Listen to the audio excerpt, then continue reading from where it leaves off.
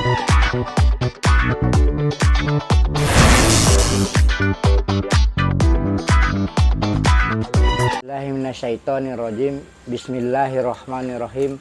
Wassalamualaikum warahmatullahi wabarakatuh. Tadi pas makan siang saya ketemu teman, dia bercerita bahwa anaknya berantem. Saat anak umur 7 tahun, 8 tahun lah. Dimana mereka tinggal di daerah Pondok Kacang sana, dekat dengan komplek. Jadi yang namanya anak kecil main dijorokin, didorong lah itu anak tetangganya itu, luka sedikit kakinya. Si ibunya bilang, makanya jangan main dengan anak kampung. Si istrinya ini tersinggung, balik mau menyerang. Makanya kamu harus tahu diri, jangan main sama anak komplek begitu. Nah, si suaminya ini untung kebetulan karena dia orang pasar, dia sedikit mengerti bagaimana ibu-ibu. Malah dia ketawain. Masa bang, dia bilang orang kampung begitu aja, istri saya tersinggung. Terus gimana jadinya? Ya udah bawa anak berobat, bawa anak sana berobat. Orang cuma dikasih obat merah aja udah selesai. Aturan balikin kalau dibilang anak kampung begitu. Saya bilang, apa tuh? Nanti kalau dibilang nggak punya kampung sakit hati. Jadi ya makanya kan istri saya sempat agak kesal juga kok saya malah membelain orang. Akhirnya saya bilang, itulah perempuan. Dimana di saat dia dalam keadaan kayak gitu tuh dia maunya dibela, padahal dia udah tahu salah. Kenapa salah? Aturan yang namanya anak kecil itu nggak usah ikut-ikutan lah. 2-3 hari dia main lagi terus kita jadi orang tua jadi apa sih? Iya sih, makanya saya sadar itu udah. Tapi sempat yang nggak dibikinin kopi pagi dulu, ya itu resiko, ntar sore juga kasih duit baik. Jadi hubungan sosial masyarakat, hubungan bertetangga itu penting. Sampai-sampai Rasulullah sendiri bilang, kalau kamu masak sayur, banyakin kuahnya. Maksudnya biar bisa bagi-bagi sama tetangga. Tapi bukan berarti ntar beli daging setengah kilo, terus airnya kuahnya seember, bukan begitu. Maksudnya biar bisa berbagi.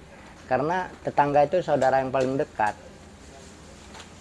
Cuman kan kadang-kadang, apalagi ibu-ibu muda itu emosinya tinggi. Terus dia merasa kalau dia nggak dibela itu kayaknya, kok malah belain orang. Saya bilang, itulah harus banyak sabar, banyak istighfar. Mungkin dalam keadaan kayak gini perempuan itu kan gampang juga emosi. Iya sih. Akhirnya ya, jadi dari hal-hal yang kecil kayak gitu itu kita mulai membentuk. Sampai saya bilang sebagai suami, istri itu tanggung jawab kita. Jadi bagaimanapun, siapapun kita tetap diperhatikan. Jelaskan itu baik-baik. Jadi kalau namanya manusia makhluk sosial itu banyak hal, kadang-kadang nggak masalah sepele aja bisa jadi masalah. Tapi kalau kita bisa menyikapinya dengan bijak, saya bilang kalau lagi marah-marah gitu suruh ambil wudhu aja. Akhirnya dia bilang malah saya bikin ketawa-ketawaan. Saya bilang bagus, mungkin karena sedikit dia orangnya berpengalaman, terus ilmu agamanya ada, sehingga dia nggak terpengaruh. Jadi buat kita, buat YouTuber semua yang budiman, buat terutama ibu-ibu muda, pasangan muda, ini satu gambaran bahwa kalau anak kenapa-napa tuh kita nggak usah ikut. Orang tunggu sebentar lagi dia main kok, masa terus orang tua jadi apa? Sementara yang tadinya baikan kok jadi nggak ngomong, kan nggak enak, itu malah jadi beban. Jadi bayangkanlah hal-hal, pokoknya dalam kayak gitu tuh anggap aja anak kecil itu apa sih? Kan kita juga pernah masa anak-anak. Mungkin itulah yang bisa sekedar jangan sore ini bagaimana hubungan bertetangga, karena dibilang tetanggamu itu adalah saudaramu yang paling dekat. Jadi kalau cuma masalah-masalah sepele sama tetangga itu kita harus saling memahami. Apalagi buat bapak-bapak kalau ada istri mengadu begini begitu nggak usah langsung emosi apa. Begitu juga ibu-ibu kalau anaknya kenapa-napa, coba dilihat dulu, namanya anak kecil.